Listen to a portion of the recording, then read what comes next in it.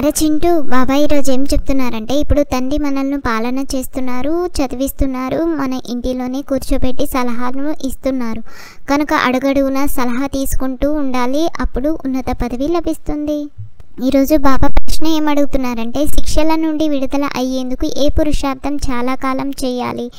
నిర్మోహులుగా అయ్యే పురుషార్థము. ఎవరిపైన మమకారము ఉండరాదు. మీ మనసులో మీరే ప్రశ్నించుకోండి, మాకు ఎవరిపైన మోహం లేదు కదా. అంతిమ సమయంలో ఏ పాత సంబంధము గుర్తు రాకూడదు. యోగ బలంతో అన్ని లెక్కాచారాలు సమాప్తం చేసుకోవాలి, అప్పుడే శిక్షలు లేకుండా ఉన్నత పదవి లభిస్తుంది.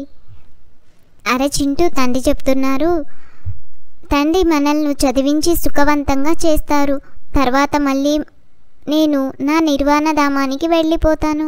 ఇప్పుడు పిల్లలైన మీరు సతోప్రధానంగా అవుతున్నారు. ఇందులో కొంచెం కూడా ఖర్చు లేదు. కేవలం స్వయాన్ని ఆత్మగా భావించి తండ్రిని స్మృతి చేయాలి. పైసా కూడా ఖర్చు కాకుండా 21 జన్మలకు మీరు విశ్వానికి యజమానులుగా అవుతారు.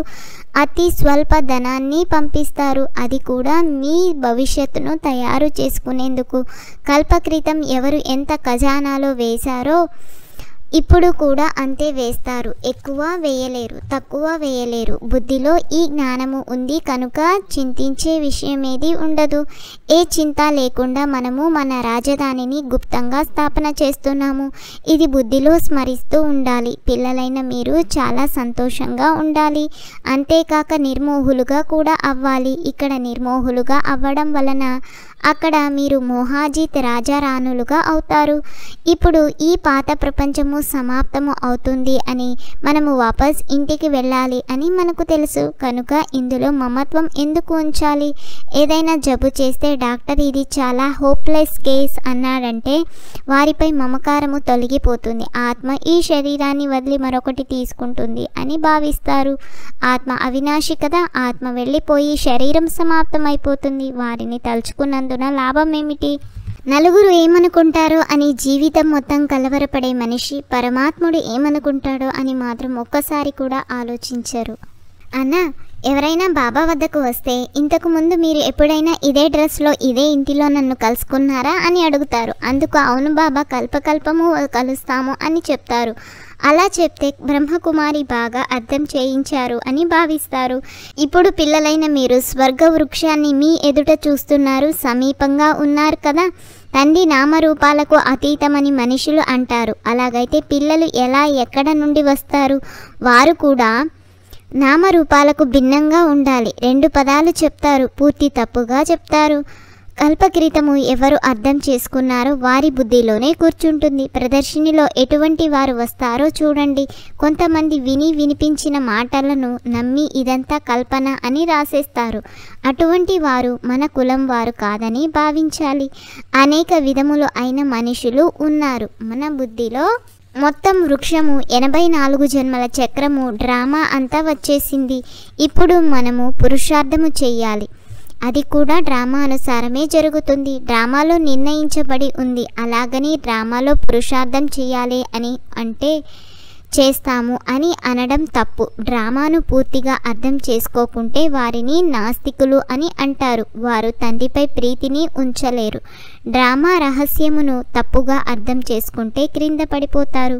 వారి భాగ్యంలో లేదు అని భావించవలసి వస్తుంది. అనేక రకాలైన విఘ్నాలు ఏమో వస్తాయి, అయితే వాటిని లక్ష్య పెట్టరాదు. అరే చింటూ, మొట్టమొదట ఒక భారతదేశం మాత్రమే ఉండేది, ఇతర ఏ ఖండము ఉండేది కాదు. ఇప్పుడు మన బుద్ధిలో భక్తి మార్గంలోని విషయాలు కూడా ఉన్నాయి. బుద్ధి నుండి ఇవన్నీ తొలగిపోవు కదా. అవన్నీ గుర్తున్న భక్తి పాత్ర పూర్తి అయ్యింది అని మనం ఇప్పుడు వాపస్ ఇంటికి వెళ్ళాలి. ఈ పతిత ప్రపంచంలో ఇక ఉండేది లేదనే జ్ఞానము ఉంది. ఇంటికి వెళ్ళాలంటే సంతోషంగా ఉండాలి కదా. ఇప్పుడు మనది వానప్రస్థ స్థితి అని పిల్లలైనా మీకు తెలుపబడింది. ఈ రాజధానిని స్థాపన చేయడంలో మీరు మీ వద్ద గల 2 పైసలు ఉపయోగిస్తారు. అది కూడా కల్పక్రితము చేసినట్లే చేస్తారు. మీరు కూడా కల్పక్రితములోని వారే. బాబా మీరు కూడా కల్పక్రితం వారే అని మీరంటారు. మనము కల్పకల్పము బాబా ద్వారా చదువుకుంటాము. శ్రీమతమును అనుసరించి శ్రేష్టంగా అవ్వాలి. ఈ విషయాలు ఇతరులెవ్వరి బుద్ధిలోనూ ఉండవు. మా రాజధానిని శ్రీమతమును అనుసరించి స్థాపన చేస్తున్నాము అని మీకు సంతోషంగా ఉంది. తండ్రి కేవలం పవిత్రులు అవ్వండి అని చెప్తున్నారు. మీరు పవిత్రంగా అయితే ప్రపంచమంతా పవిత్రమవుతుంది. అందరూ వాపస్ వెళ్ళిపోతారు. మిగిలిన విషయాల గురించి మనం ఎందుకు చింతించాలి?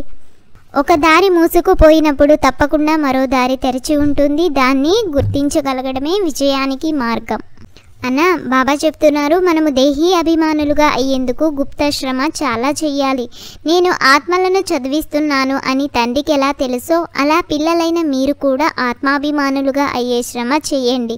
నోటితో శివ శివ అని పలికే అవసరం కూడా లేదు. స్వయాన్ని ఆత్మగా భావించి తండ్రిని స్మృతి చేయాలి. ఎందుకంటే తలపై పాపాల భారము చాలా ఉంది. స్మృతి ద్వారా మాత్రమే మీరు పావనంగా అవుతారు.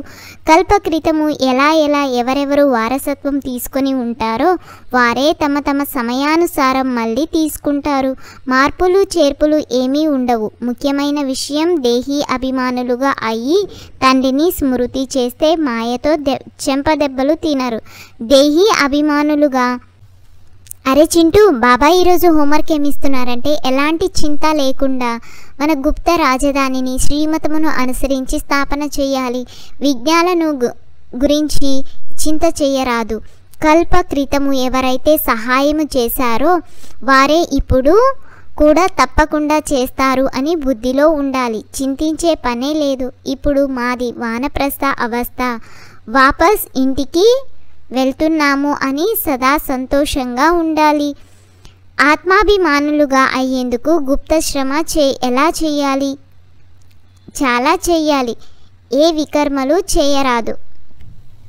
అన్న బాబా ఈరోజు వరదానం ఏమిస్తున్నారంటే ఎటువంటి భయంకర సమస్యనైనా శీతలంగా చేసే సంపూర్ణ నిశ్చయ బుద్ధి భవ.